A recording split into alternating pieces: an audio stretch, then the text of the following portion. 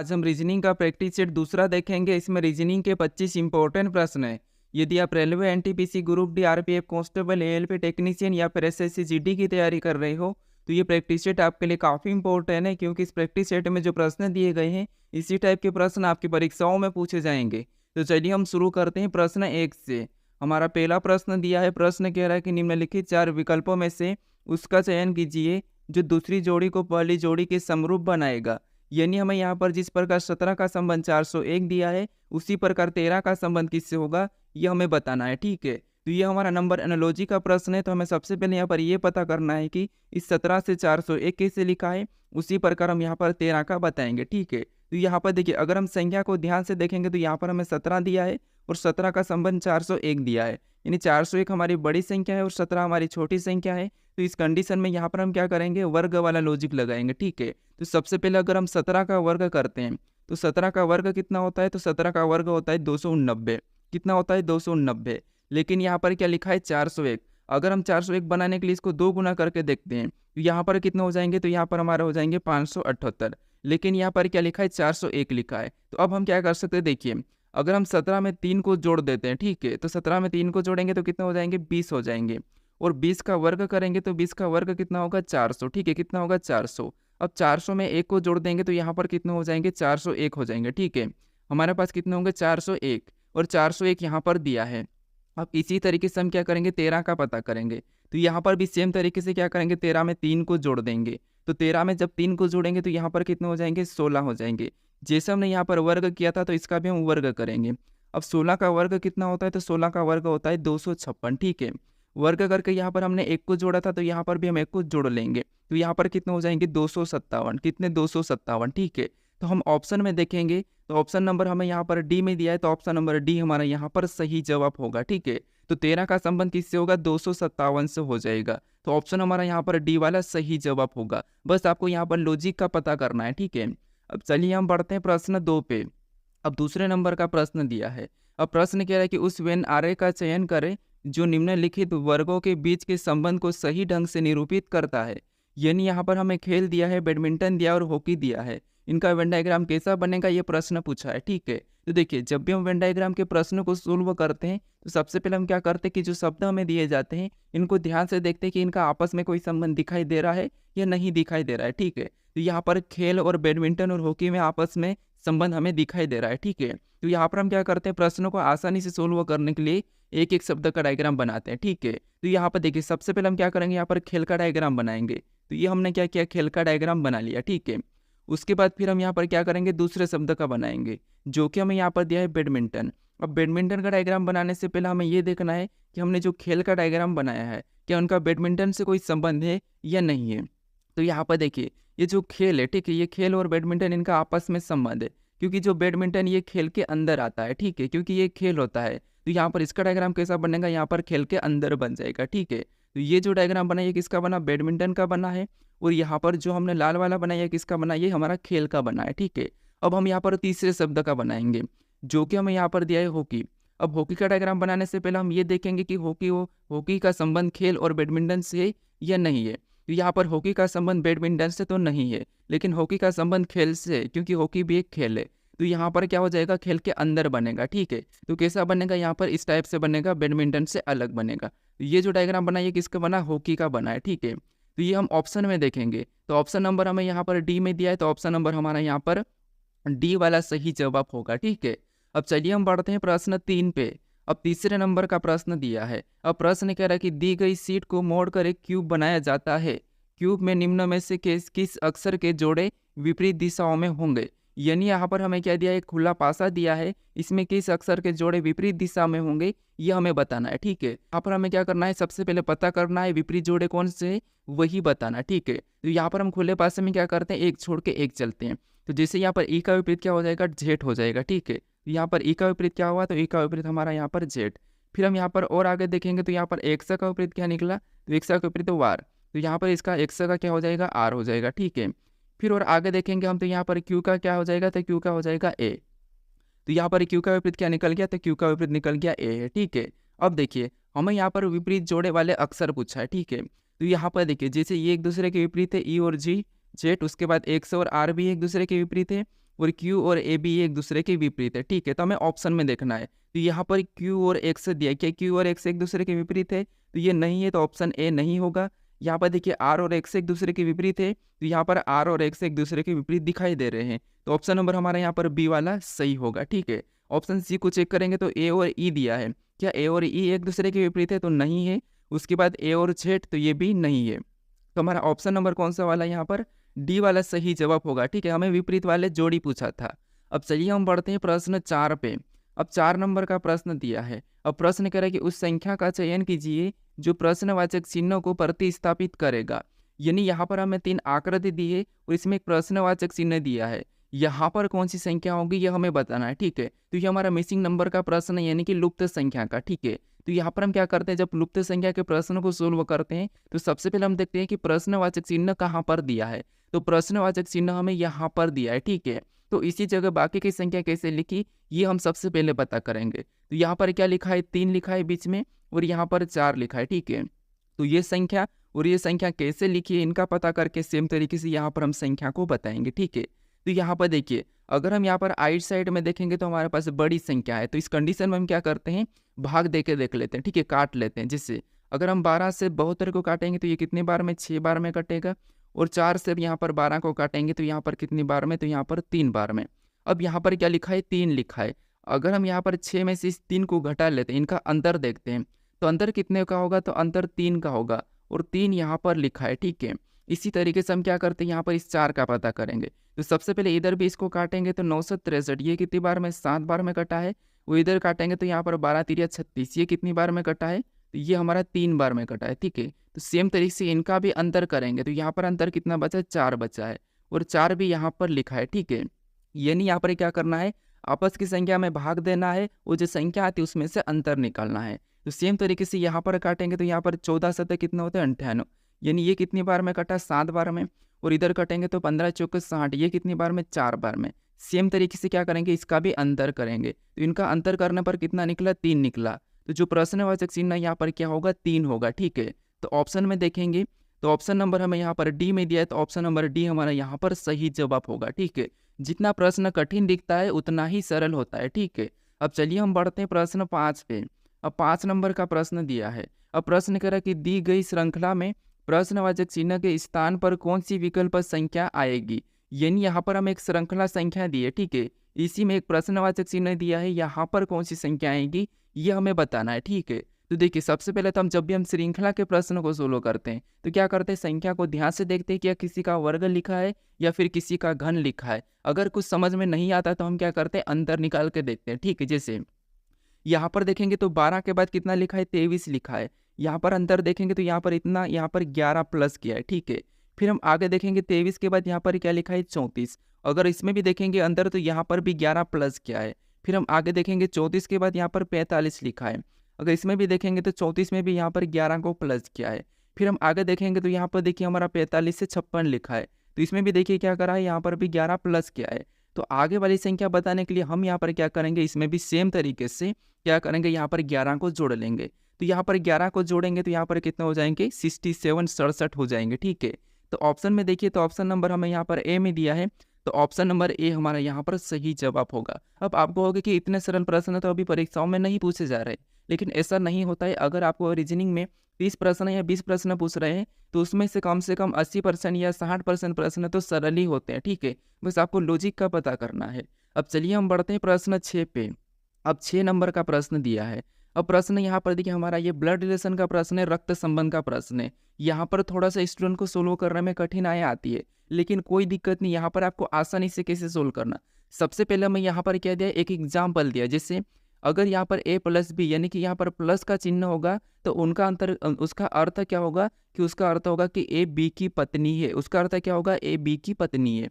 अगर माइनस का चिन्ह मिला तो यहाँ पर क्या होगा, देखिए a माइनस बी का अर्थ क्या है, तो a माइनस बी का अर्थ है कि a b की बेटी है। उसके बाद अगर गुणे का चिन्ह होगा तो यहाँ पर a b की बहन है। और अगर भागित का चिन्ह हो तो यहाँ पर a b का भाई है, ठीक है। ये हमें यहाँ पर कहा है, तो यहाँ पर हम क्या करेंगे, इस इक्वेशन को यहाँ पर देखेंगे, ठीक है। तो यहाँ पर हम रिलेशन पता करेंगे। अब देखिए यहाँ पर सबसे पहले हमें इन दोनों के बीच में कौन सा चिन्ह देखने को मिला है, तो हमें यहाँ पर भागित का चिन्ह देखने को मिला है, ठीक है। और यहाँ पर भागित का अर्थ क्या है, तो यहाँ पर a ए भागित बी का अर्थ यहाँ पर क्या दिया है, तो ए भागित बी का अर्थ यहाँ पर देखिए ए बी का भाई है, यानी कि ए क्या है, बी का भाई है। तो यहाँ पर भी पी क्या हो जाएगा, पी एम का भाई हो जाएगा। तो यहाँ पर हम पी को क्या करते हैं, एम का भाई बना लेते हैं, ठीक है। ये हमने पी को पी एम का भाई हो गया, तो यहाँ पर हम प्लस का चिन्ह लगा लेते हैं ये पुरुष से। फिर और आगे देखेंगे तो यहाँ पर एम और आर के बीच में कौन सा चिन्ह दिखाई दे रहा है, तो यहाँ पर हमें गुणे वाला चिन्ह दिखाई दिया, ठीक है। और यहाँ पर गुणे का अर्थ क्या है, तो यहाँ पर देखिए गुणे का अर्थ है कि ए बी की बहन है, ए क्या है, ए बी की बहन है। तो इसका मतलब ये है कि एम आर की बहन हो जाएगी, ठीक है। एम क्या हो जाएगी, एम आर की बहन हो जाएगी। तो ये एम क्या है, तो एम आर की बहन है, ठीक है। तो इसको हम बहन बना लेते हैं। फिर और आगे देखेंगे तो यहाँ पर देखिए आर और यहाँ पर जेड के बीच में कौन सा चिन्ह दिखाई दे रहा है, तो यहाँ पर हमें माइनस का चिन्ह दिखाई दे रहा है, ठीक है। और यहाँ पर माइनस का अर्थ क्या कहा है, तो माइनस का अर्थ कहा कि ए प्लस ए माइनस, यानी कि ए बी की बेटी है। माइनस का अर्थ में क्या कहा कि ए बी की बेटी है। तो यहाँ पर भी आर जेड की बेटी हो जाएगी, ठीक है। आर क्या हो जाएगी, आर जेड की बेटी हो जाएगी। तो यहाँ पर आर जेड की बेटी, तो जेड कहाँ पर चले जाएगा, ऊपर, यानी ये जेड क्या हो जाएगा, इसकी बेटी आर हो जाएगी, ठीक है।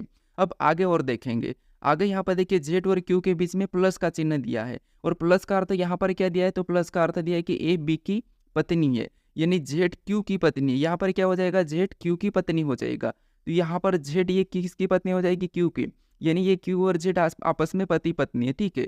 तो जेड क्यू की पत्नी है। अब देखिए आगे प्रश्न में क्या पूछ रहा था, तो पी से मतलब तो पी क्यू से किस प्रकार संबंधित है। यहाँ पर प्रश्न हमें क्या पूछा, सबसे पहले मेन बात यहाँ पर आती कि क्यू से किस प्रकार संबंधित है, ठीक है। तो जहाँ पर भी से लगा, जहाँ पर भी से लगा वहां से उल्टा बताना है, यानी यहाँ पर क्यू का पी क्या लगेगा हमें ये बताना, ठीक है। तो क्यू का पी क्या लगेगा, यहाँ पर देखिए, अब देखिए जैसे ये दोनों के दोनों क्या है, पति पत्नी है, ठीक है। और ये इनके पुत्र और पुत्रियां हैं। तो यहाँ पर हमें पूछा है कि क्यू का पी क्या लगेगा, तो यहाँ पर ये कौन है, पुत्र है। तो यहाँ पर ये क्यू का क्या लगेगा, पुत्र लगेगा। इसका क्या लगेगा, पुत्र लगेगा, ठीक है, यानी कि बेटा लगेगा। ऑप्शन में देखेंगे तो ऑप्शन नंबर हमें यहाँ पर डी में दिया है, तो ऑप्शन नंबर डी हमारा यहाँ पर सही जवाब होगा, ठीक है। जो हमें यहाँ पर चिन्ह वाले दिए जाते हैं, इनको क्या करना है, जिसका अर्थ यहाँ पर चिन्ह का अर्थ दिया जाता है, बस उनके हिसाब से हमें रिलेशन बनाते चलना है, ठीक है। तो आपका प्रश्न आसानी से सोल्व हो जाएगा। अब चलिए हम बढ़ते हैं प्रश्न 7 पे। अब 7 नंबर का प्रश्न दिया है।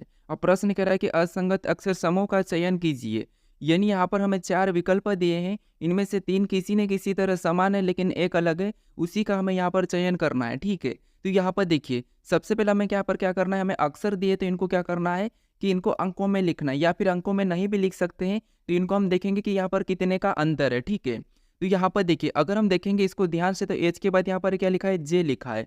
यहाँ पर कितना प्लस किया है, तो यहाँ पर 2 प्लस किया है। फिर हम आगे देखेंगे तो यहाँ पर जे के बाद एम लिखा है, यहाँ पर 3 प्लस किया है। एम के बाद यहाँ पर पी लिखा है, तो यहाँ पर भी 3 प्लस किया है, ठीक है।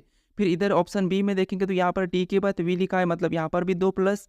वी के बाद यहाँ पर वाई लिखा है, तो यहाँ पर 3 प्लस। और वाई के बाद यहाँ पर बी लिखा है, तो इसमें भी 3 प्लस। इधर सी में देखेंगे तो बी के बाद डी लिखा है, तो यहाँ पर 2 प्लस। और डी के बाद यहाँ पर जी लिखा है, तो इसमें 3 प्लस। और जी के बाद टी लिखा है, मतलब यहाँ पर 13 प्लस। अब ये आपको अलग दिखाई दे रहा होगा, ठीक है। ऑप्शन डी में देखेंगे तो एल के बाद एन लिखा है, तो यहाँ पर भी 2 प्लस। एन के बाद क्यू लिखा है, तो यहाँ पर 3 प्लस। और क्यू के बाद यहाँ पर टी लिखा है, तो इसमें भी 3 प्लस, ठीक है। लेकिन हमें यहाँ पर क्या 13 प्लस कर रहा है, ठीक है। तो ये हमें अलग दिखाई दे रहा है, तो यही वाला हमारा यहाँ पर असंगत समूह है, ठीक है। तो ऑप्शन नंबर हमारा यहाँ पर सी वाला सही जवाब होगा, ठीक है। अब चलिए हम बढ़ते हैं प्रश्न 8 पे। अब 8वें नंबर का प्रश्न दिया है। अब प्रश्न कह रहा है कि एक निश्चित कूट भाषा में बाइक को 23 और यहाँ पर राइट को 32 के रूप में लिखा गया है, इसी कूट भाषा में नाइस को किस प्रकार लिखा जाएगा, ये हमें प्रश्न पूछा है, ठीक है। तो ये हमारा कोडिंग डिकोडिंग का प्रश्न है। तो हमें यहाँ पर क्या किया, सबसे पहले देखिए बाइक का कोड यहाँ पर 23 दिया है, और राइट का कोड यहाँ पर 32 दिया है, और नाइस का हमें पूछा है, ठीक है।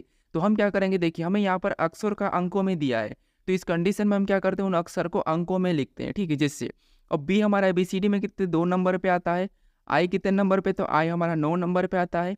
के हमारा कितने नंबर पे, तो के हमारा 11 नंबर पे आता है। ई हमारा कितने नंबर पे, तो ई हमारा 5 नंबर पे आता है, ठीक है। अब देखिए अब हम क्या करते हैं, इनको जोड़ के देख लेते हैं। यहाँ पर देखिए इनको आपस में प्लस करेंगे, 2 और 9 कितने होंगे 11, और 11 और 11 22, और 22 में 5 को जोड़ेंगे तो 27। तो यहाँ पर सभी का योग कितना हो रहा है, 27 हो रहा है, ठीक है। कितना हो रहा है यहाँ पर 27 हो रहा है, लेकिन यहाँ पर क्या लिखा है 23 लिखा। अगर हम इसमें से 4 माइनस करते हैं तो यहाँ पर कितने हो जाएंगे 23 हो जाएंगे, ठीक है।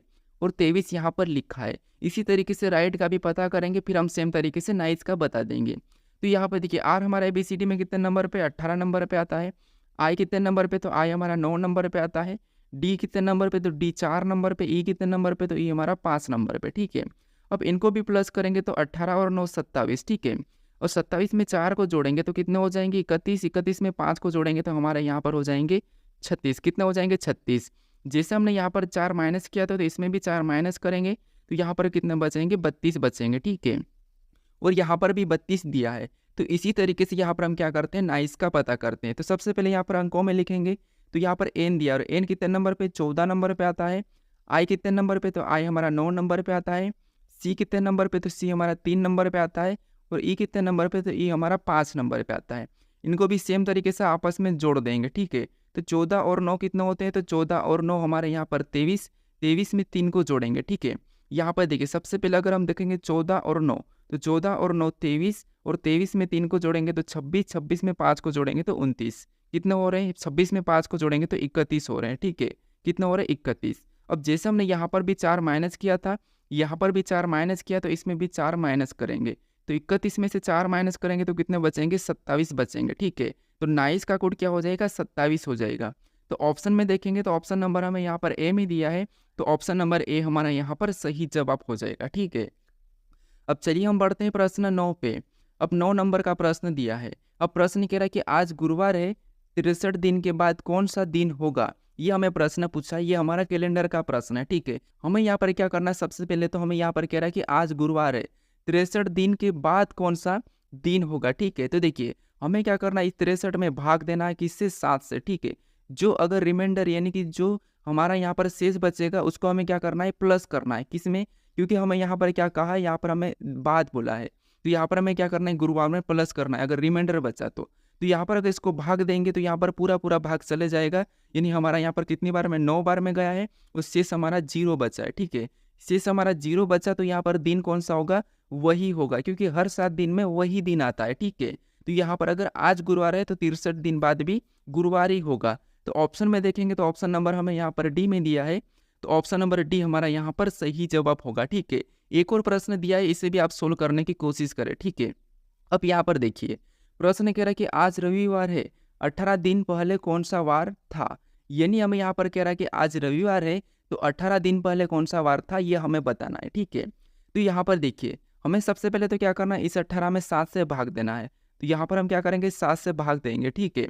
अब देखिए 7 से भाग देने के बाद यहाँ पर हमारे पास देखिए 2 बार में देंगे तो 7 दूना 14, कितनी बार में, 2 बार में गया है। और हमारा शेष यहाँ पर कितना बचा है, तो शेष हमारा यहाँ पर बचा है 4।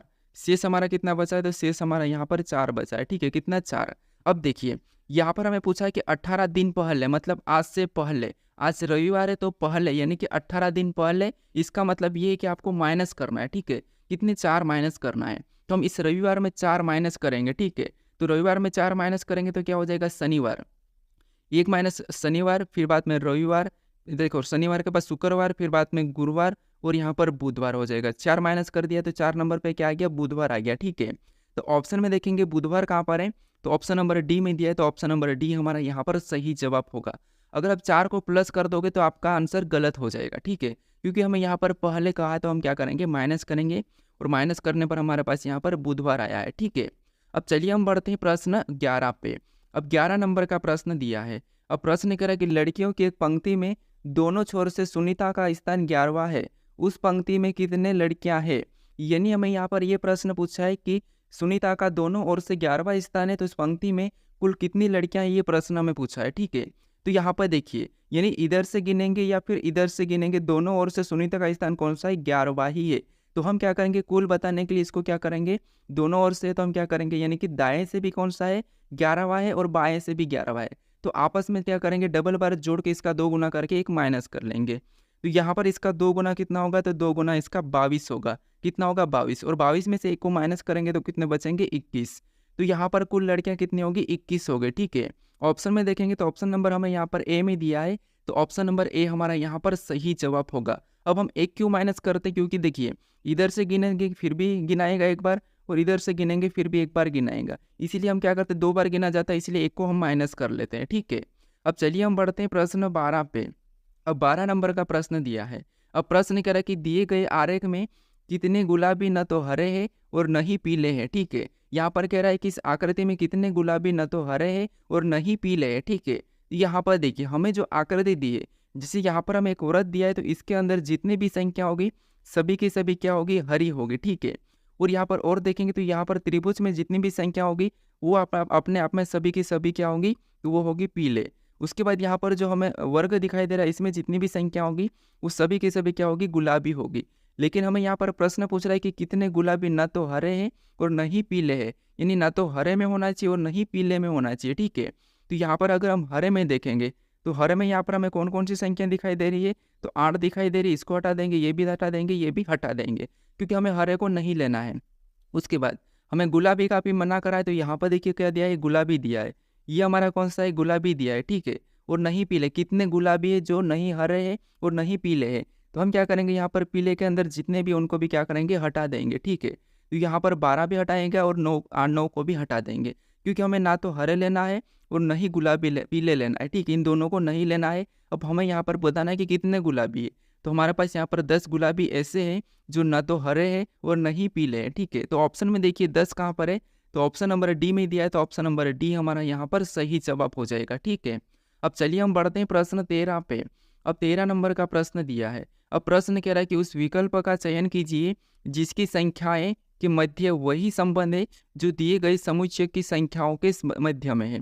यानी हमें यहाँ पर जो संख्या का संबंध आपस में दिया है वही की वही संबंध हमें ऑप्शन में ढूंढना है, ठीक है। तो यहाँ पर देखिए अगर हम देखेंगे तो 4 हमारा किसका वर्ग है, 2 का वर्ग है, 9 हमारा 3 का वर्ग है और 16 हमारा किसका वर्ग है, 4 का वर्ग है, 25 हमारा 5 का वर्ग है, 36 हमारा 6 का वर्ग है, 49 हमारा 7 का वर्ग है। यहाँ पर भी सभी संख्याएं वर्ग लिखिए और यहाँ पर भी सभी संख्याएं वर्ग ही लिखिए। तो इसी तरह से हम ऑप्शन में चेक करेंगे। तो यहाँ पर देखेंगे तो 49 हमारा यहाँ पर 7 का वर्ग है, 64 हमारा 8 का वर्ग है, 81 हमारा 9 का वर्ग है, ठीक है।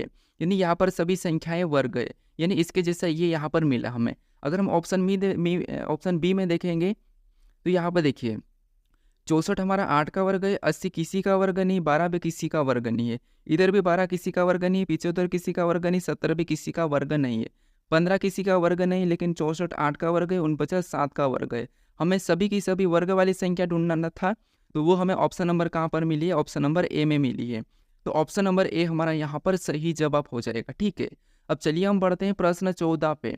अब 14 नंबर का प्रश्न दिया है। अब प्रश्न यहाँ पर हमें सबसे पहले कथन दिया है, हमें यहाँ पर तीनों कथन को ध्यान से समझना है, इसको सत्य मानना है, फिर इसके बारे में निष्कर्ष से क्या कह रहा है ये हमें बताना है, ठीक है। तो यहाँ पर देखिए सबसे पहले कथन को देखेंगे तो पहला कथन हमें क्या कह रहा है कि सभी फल वाइन है, ठीक है। यानी यहाँ पर जितने भी ये जो फल है ये सभी के सभी क्या है, वाइन है, तो हम क्या करेंगे, इसको वाइन के अंदर बना लेंगे, ठीक है।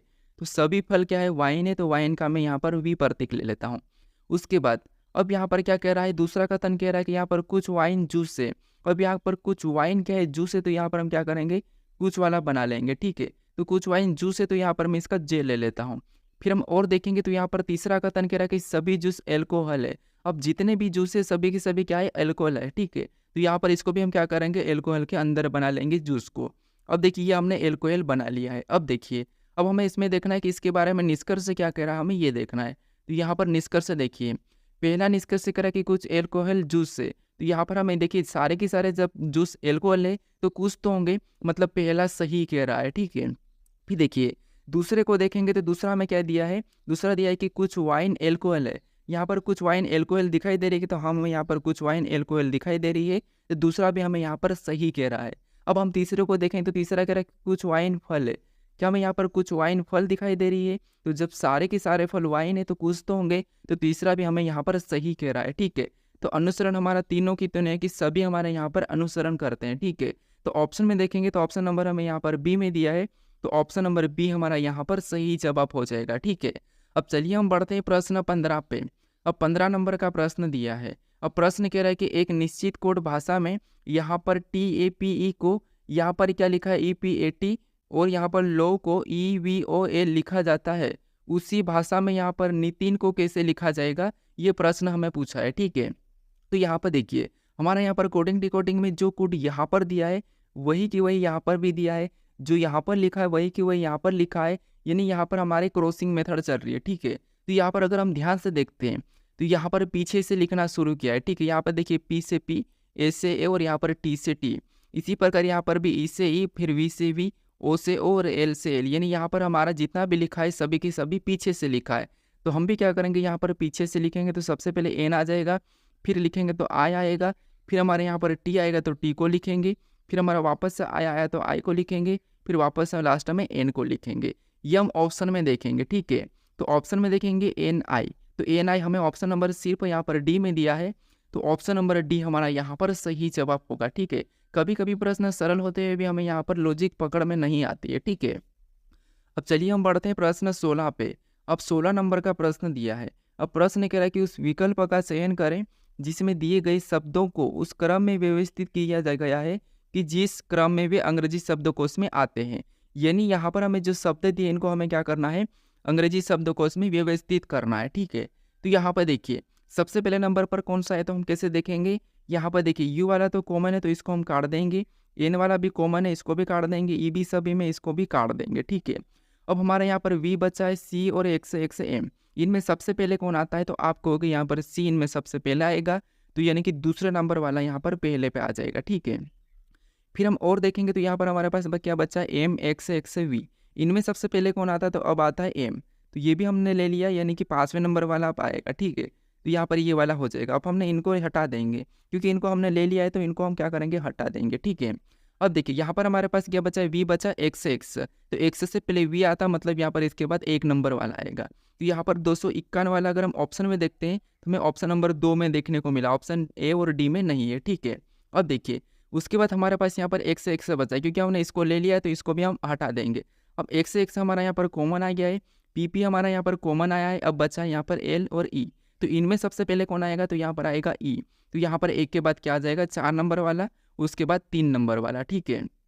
तो ये हमें ऑप्शन में देखेंगे, तो ऑप्शन नंबर हमें यहाँ पर कहाँ पर देखने को मिला है, तो ऑप्शन नंबर हमें यहाँ पर सी में दिया है, तो ऑप्शन नंबर सी हमारा यहाँ पर सही जवाब होगा, ठीक है। अब चलिए हम बढ़ते हैं प्रश्न 17 पे। अब 17 नंबर का प्रश्न दिया है, यहाँ पर हमें कथन दिया है और इसका हमें तर्क दिया है। तो सबसे पहले हमें यहाँ पर कथन को समझना है, फिर हमें यहाँ पर तर्क लगाना है, ठीक है।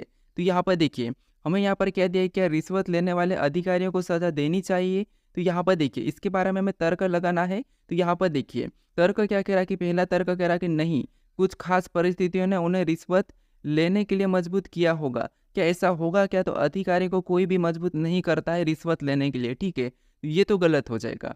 फिर हम दूसरे को देखेंगे तो हाँ, उन्हें वो कार्य ईमानदारी से करना चाहिए जो उन्हें सौंपा गया है, तो ये सही बात है, वो कार्य उन्हें ईमानदारी से करना चाहिए जो उन्हें सौंपा गया है। रिश्वत लेने की कोई भी ज़रूरत नहीं है, क्योंकि अधिकारी जो उनको ऑलरेडी उनको सैलरी वगैरह मिलती है, ठीक है, तो रिश्वत लेने की कोई ज़रूरत नहीं है। तो यहाँ पर तर्क हमारा कौन सा काम कर रहा है, तो यहाँ हमारा दूसरा वाला।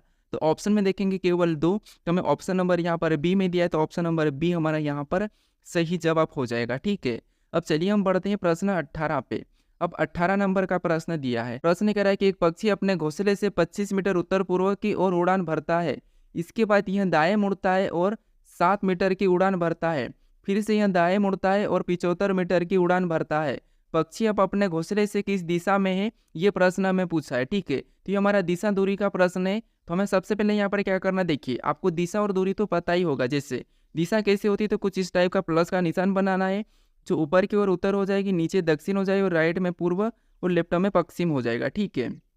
अब बीच में यहाँ पर जो दिशा होगी वो उत्तर पूर्व होगी, इधर वाली दिशा हमारी कौन सी होगी, दक्षिण पश्चिम होगी, इधर हमारी उत्तर पश्चिम, उधर दक्षिण पूर्व हो जाएगी, ठीक है। अब देखिए हमें यहाँ पर कह रहा है कि एक पक्षी अपने घोंसले से 25 मीटर उत्तर पूर्व की ओर उड़ता है, यानी मान लीजिए यहाँ पर एक पक्षी है, ठीक है, यहाँ से एक घोंसला है इसका, और यहाँ से क्या करा, उत्तर पूर्व की ओर 25 मीटर उड़ा, यानी यहाँ से मान लीजिए यहाँ से उड़ा तो उत्तर पूर्व किधर है, इधर है, तो यहाँ पर क्या करा, यह इस साइड कितना उड़ा, 25 मीटर उड़ा है, ठीक है, कितना 25 मीटर। अब देखिए आगे करा कि इसके बाद यह दाएं मुड़ता है और 7 मीटर उड़ान भरता है, फिर इधर का और यहाँ से दाएं मुड़ेगा तो यहाँ पर इधर आएगा, ठीक है, और यहाँ पर कितना 7 मीटर उड़ान भरा है। उसके बाद फिर आगे करा कि फिर से यह दाएं मुड़ता है और 75 मीटर की उड़ान भरता है, ठीक है, फिर दाएं मुड़ता है और 75 मीटर की उड़ान भरता है, तो यहाँ से दाएं मुड़ेगा और 75 मतलब यहाँ इधर आ जाएगा, ठीक है, इधर यहाँ पर आ जाएगा, यहाँ पर पक्षी आ चुका और यहाँ पर कितना करा, तो यहाँ पर 75 मीटर उड़ान भरा है, ठीक है। अब प्रश्न पूछ रहा कि पक्षी अब अपने घोंसले से किस दिशा में है, ठीक है, यानी यहाँ से उड़ान भरा है, ठीक है, यानी ये वाली दिशा कौन सी हो जाएगी, ऊपर वाली उत्तर, इधर वाली कौन सी हो जाएगी, पश्चिम, उधर वाली पूर्व हो जाएगी, और यहाँ पर हमारी दक्षिण हो जाएगी, ठीक है। ये हमारी दक्षिण, इधर हमारी पश्चिम, इधर हमारी पूर्व, और ये हमारे उत्तर, ठीक है। अब पक्षी कहाँ पर पहुँच गया, तो पक्षी हमारा यहाँ पर पहुँच गया, ठीक है। तो ये किस दिशा में, तो यहाँ पर देखिए जो इधर वाली दिशा है ये कौन सी हो जाएगी, तो ये वाली हमारे यहाँ पर हो जाएगी, या तो दक्षिण होगी या फिर दक्षिण पश्चिम। तो दक्षिण हमें ऑप्शन में नहीं दिया है, तो दक्षिण पश्चिम हमारी ये वाली दिशा है, ठीक है। तो ऑप्शन में देखेंगे तो ऑप्शन नंबर हमें यहाँ पर सी में दिया है, तो ऑप्शन नंबर सी हमारा यहाँ पर सही जवाब हो जाएगा, ठीक है। अब चलिए हम बढ़ते हैं प्रश्न 19 पे। अब 19 नंबर का प्रश्न दिया है। अब प्रश्न कह रहा है कि निम्नलिखित 4 विकल्पों में से उसका चयन कीजिए जो दूसरी जोड़ी को पहली जोड़ी के समरूप बनाएगा। यानी यहाँ पर हमें जिस प्रकार इन संख्याओं का संबंध जो आपस में है वही संबंध हमें यहाँ पर बताना है, ठीक है। तो यहाँ पर संख्या हमारे पास काफ़ी बड़ी है, तो इस कंडीशन में हमें क्या करना, देखिए जितनी भी संख्या बड़ी होती है उतना ही प्रश्न सरल होता है, ठीक है, ये याद रखना है। तो यहाँ पर देखिए अगर हम इन संख्या को ध्यान से देखते हैं तो संख्या हमारी यहाँ पर भी पीछे से लिखी हुई दिखाई दे रही है, ठीक है। जैसे यहाँ पर 6 था तो इसको इधर लिखा है, यहाँ पर भी ये 8 का 8 लिखा है, 9 का 9 लिखा है, 3 का 3 लिखा और 0 का 0 लिखा है, और यहाँ पर 1 का 1 लिख दिया है। इस संख्या जितनी भी लिखी है सभी की सभी पीछे से लिखी है, तो यहाँ पर भी क्या करेंगे, सेम तरीके से पीछे से लिखेंगे। तो सबसे पहले 2 को लिखेंगे, फिर हम यहाँ पर 9 को लिखेंगे, उसके बाद फिर हम यहाँ पर 4 को लिखेंगे, फिर हम आगे हम 5 को लिखेंगे, बस वैसे की वैसी संख्या लिखना है, ठीक है।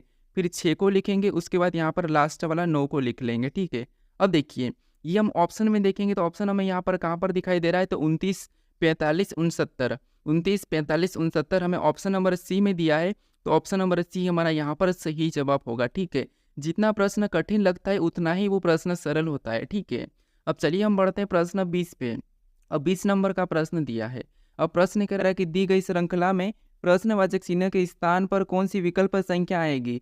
यानी यहाँ पर हमारे पास एक श्रृंखला श्रेणी दी है, इसी में एक प्रश्नवाचक चिन्ह दिया है, यहाँ पर कौन सी संख्या आएगी ये हमें बताना है, ठीक है। तो देखिए जब भी हम श्रृंखला के प्रश्नों को सोल्व करते हैं तो सबसे पहले हम क्या करते हैं, संख्या को ध्यान से देखते हैं कि संख्या कैसे लिखी है। तो यहाँ पर देखिए संख्या को देखेंगे तो यहाँ पर 0 के बाद 0 ही लिखा है, तो इस कंडीशन में हम कौन सा लॉजिक लगा सकते हैं, देखिए जिससे यहाँ पर जब भी 0 के बाद 0 आता है यानी कि कभी भी किसी भी संख्या के साथ 0 वाली संख्या के साथ गुणा होता है तो उस कंडीशन में क्या होता है, 0 ही आता है। तो अगर हम यहाँ पर वर्ग करते हैं तभी हम यहाँ पर 0 वाली संख्या ला सकते हैं। जैसे यहाँ पर देखिए अगर हम 1 का वर्ग करेंगे तो 1 का वर्ग कितना होगा, 0 1 होगा। 2 का वर्ग कितना होता है, तो 2 का वर्ग 0 4 होगा। 3 का वर्ग कितना होगा, तो 3 का वर्ग 0 9 हो जाएगा। 4 का वर्ग 16 हो जाएगा, और 5 का वर्ग 25 हो जाएगा। 6 का वर्ग 36 हो जाएगा, और 7 का वर्ग कितना होगा, तो 49 होगा। उसके बाद 8 का वर्ग कितना होगा, तो 64 होगा, और 9 का वर्ग कितना होगा, 81, और 10 का वर्ग होगा 100, ठीक है, कितना होगा 100, और 11 का वर्ग होता है 121। अब देखिए इनमें अगर हम आपस में गुणा करते हैं तो इसका आपस में गुणा करेंगे तो कितना होगा, तो 0 होगा। इधर गुणा करेंगे तो यहाँ पर 0 होगा। इसका गुणा करेंगे तो यहाँ पर भी 0 होगा। इसका गुणा करेंगे तो 6 ही होगा। इसका गुणा करेंगे तो 10 हो जाएगा, कितना 10, और इसका गुणा करेंगे तो 6 18 होगा। उसके बाद यहाँ पर इसका गुणा करेंगे तो यहाँ पर हो जाएगा 9 54, यहाँ पर कितना होगा 9 36 होगा, ठीक है, सॉरी यहाँ पर 36 होगा। उसके बाद इसका गुणा करेंगे तो 6 24, यहाँ पर कितना हो रहा है 24 हो रहा है। इसका गुणा करेंगे तो यहाँ पर 9 कम 8 कम 8 ही हो रहा है, ठीक है। उसके बाद यहाँ पर इसका तो गुणा करेंगे तो यहाँ पर तो 0 ही होना है। इनका आपस में गुणा करेंगे तो यहाँ पर कितने होंगे, 2 हो जाएंगे। यहाँ पर कितने होंगे, 2। अब देखिए हमें यहाँ पर देखेंगे श्रृंखला में तो हमें यहाँ पर 0 देखने को मिला है, 10 देखने को मिल रहा है, 36 2 54। यानी यहाँ पर देखिए अगर हम यहाँ पर इस संख्या को लेंगे तो ये 0 हो जाएगा, ये 0 हो जाएगा। इसके बाद ये 10 हो रहा है, यहाँ पर ये 36 मिल रहा है हमें, और यहाँ पर हमें 2 मिल रहा है।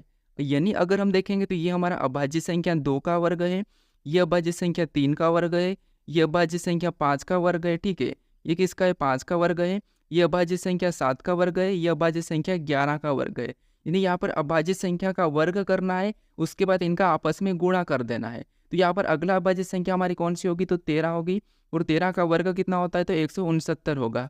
कितना होगा, 169। तो इनका भी आपस में गुणा करेंगे तो 6 कम 6 9 54, यहाँ पर कितना हो रहा है, तो यहाँ पर भी 54 हो रहा है। आपस में गुणा करने पर 54 यहाँ पर दिया है। तो अगली संख्या बताने के लिए अगली अभाज्य संख्या हमारी कौन सी हो जाएगी, तो अगली हमारे यहाँ पर 17 हो जाएगी, और 17 का वर्ग करते हैं तो कितना होगा, 289। कितना होगा, 289, ठीक है।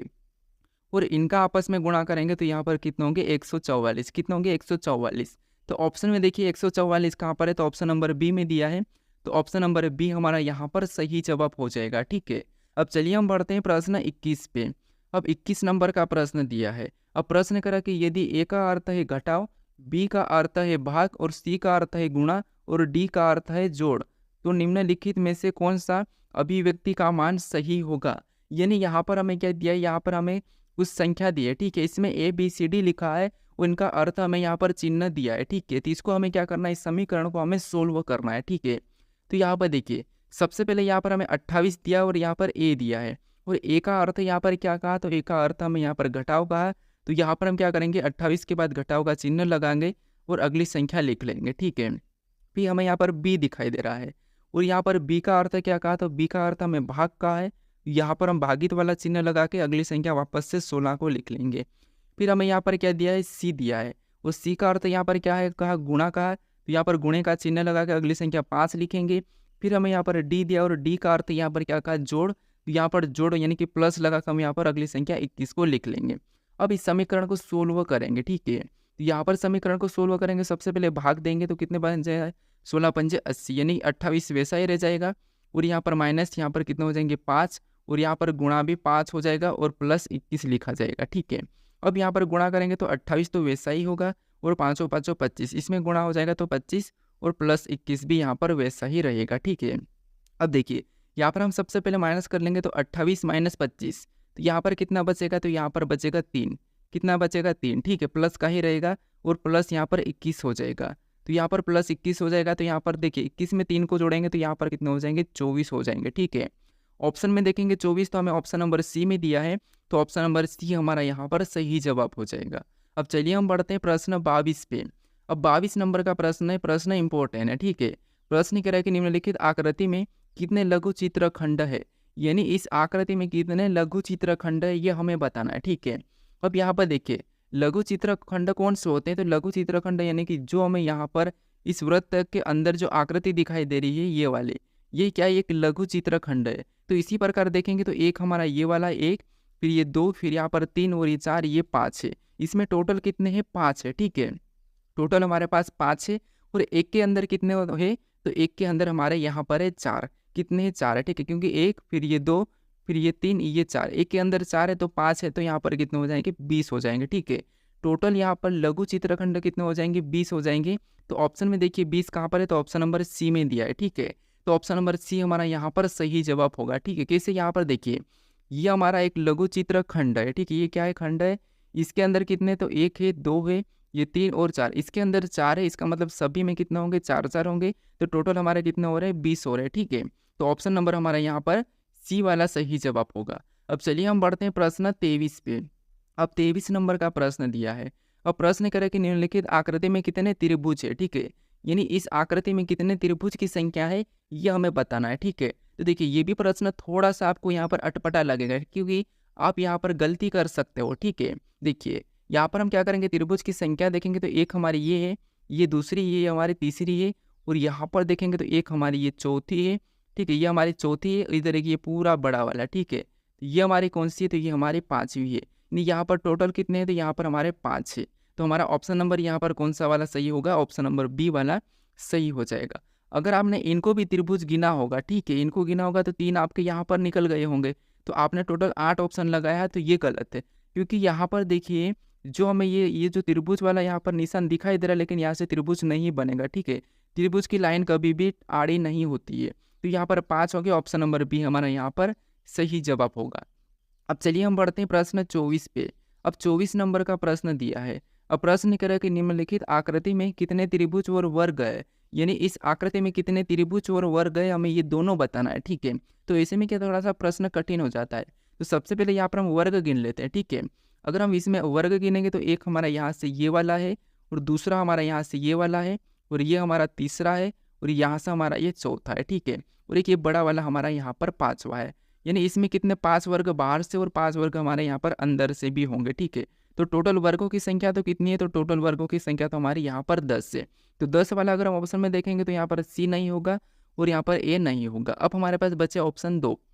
अब देखिए इधर से त्रिभुज को गिनेंगे तो यहाँ पर 3 है, और इधर 3 है, यहाँ पर भी 3 है, इधर भी 3 है, और यहाँ पर देखेंगे तो इसमें भी 3 है। यानी 15 तो यहाँ पर हमारे इसमें है, यानी कि अगर यहाँ पर 15 है तो इधर भी 15 ही होंगे। तो मतलब 15 15 30, क्योंकि यहाँ पर भी तो 15 होंगे, तो यहाँ पर 30 है, ठीक है। एक हमारा बड़ा वाला यहाँ से ये बन रहा है, और इधर बड़ा वाला हमारा एक यहाँ से ये बन रहा है, तो इसमें 2 को जोड़ देंगे तो यहाँ पर कितने हो जाएंगे 32। तो 32 त्रिभुज होंगे और 10 वर्ग होंगे, तो ऑप्शन में देखेंगे तो 32 त्रिभुज 10 वर्ग हमें ऑप्शन नंबर डी में दिया है, तो ऑप्शन नंबर डी हमारा यहाँ पर सही जवाब हो जाएगा। ठीक है, अब चलिए हम बढ़ते हैं प्रश्न 25 पे। अब 25 नंबर का प्रश्न दिया है। अब प्रश्न करें कि निम्नलिखित आकृति में त्रिभुज कितने हैं, यानी इस आकृति में त्रिभुज की संख्या कितनी है ये आपको बताना है। ठीक है, तो ये मुझे कमेंट करके बताइए कि प्रश्न नंबर 25 का सही जवाब क्या है, इस आकृति में कितने त्रिभुज है। ठीक है।